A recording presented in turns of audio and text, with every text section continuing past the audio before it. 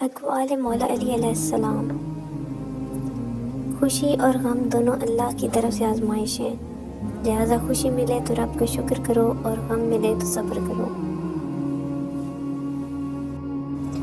اللہ پاک نے جن لوگوں کو تمہاری زندگی سے نکال دیا ہے ان کی فکر نہ کرو، اللہ وہ سب جانتا ہے جو تم نہیں جانتے۔ اللہ کی رضا میں راضی رہنا سیکھو، بہتر نہیں بہترین ملے گا۔ اگر لوگوں کو معاف کرنا اور عزت دینا تمہاری کمزوری ہے تو تم دنیا کے سب سے طاقتور انسان ہو۔